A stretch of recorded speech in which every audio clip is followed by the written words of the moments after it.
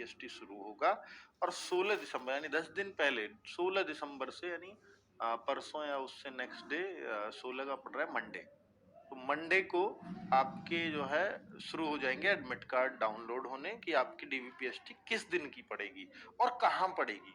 सबसे बड़ी बात है, सबसे बड़ा सवाल है बच्चों का कि डीवीपीएसटी कहाँ पर होगी, ये हमें पता चल जाए बस। क्योंकि देखो बच्चे, जब आपको देने जाना ही है तो इस बात का क्या ही सोचना कि कहाँ होगी, अब जहां भी होगी देने तो जानी ही है।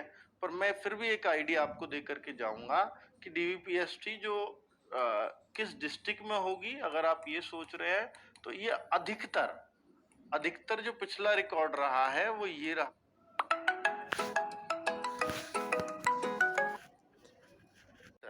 ये पिछले रिकॉर्ड के हिसाब से बता रहा हूँ।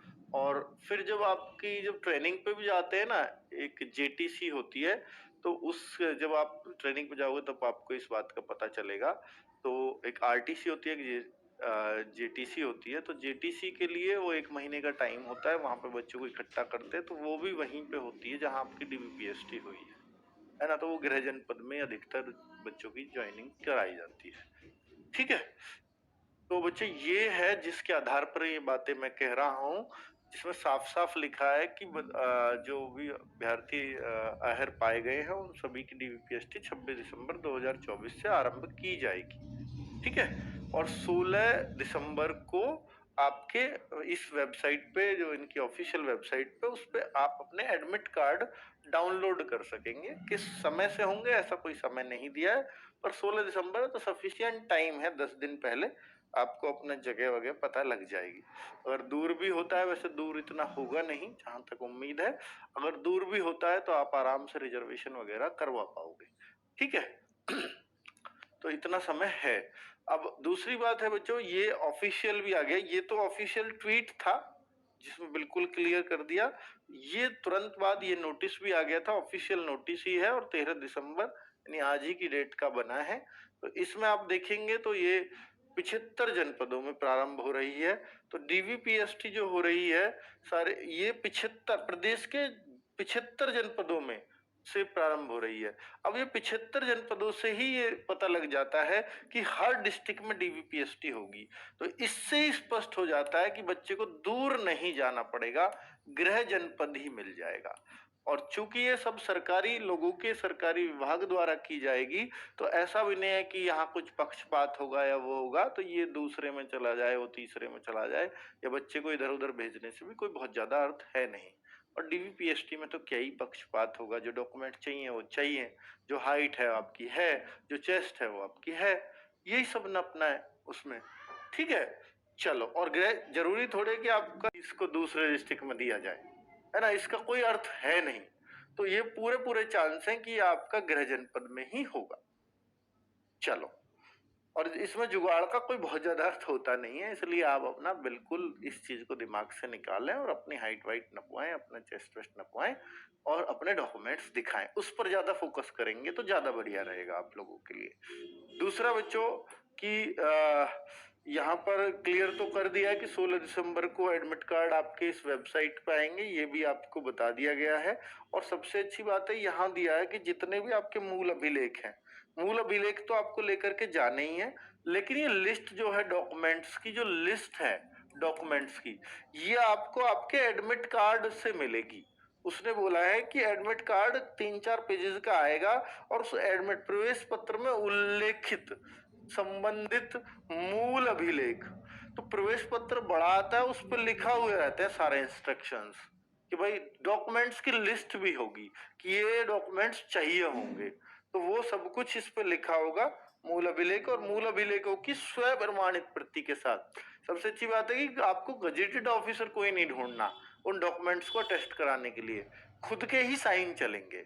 और यही हो गया है, अब कहीं भी गजेटेड ऑफिसर वाले साइन नहीं चाहिए होते हैं। तो जो भी कॉपियां हैं आपके डॉक्यूमेंट्स की, उनको खुद ही साइन करना होगा। ठीक है, और जहां आपके अंक हो, ऐसा नहीं है कॉपी पे वहीं साइन मार दो भाई, ऐसी जगह करते हैं जैसे आपका इतने में प्रिंट आया और उसके नीचे जो व्हाइट व्हाइट सी जगह बचती है उस पे अपने साइन किया करो। कभी आप बिल्कुल वो बन जाओ और जो मार्क्स हैं उनके ऊपर ही अपने साइन करने लग जाओ, होगे स्व प्रमाणित, ऐसे नहीं होता। ठीक है भाई? तो इतना तो थोड़ा-सा ध्यान रखना स्व प्रमाणित करते समय कि उस खाली स्थान पर ही आप अपने साइन। चलो दूसरा, उत्तर प्रदेश पुलिस में ये भर्ती और भैया प्रावधानों के अनुक्रम अभ्यर्थियों के अभिलेखों की समीक्षा शारीरिक मानक परीक्षण हेतु निम्न प्रक्रिया निर्धारित की जाती है।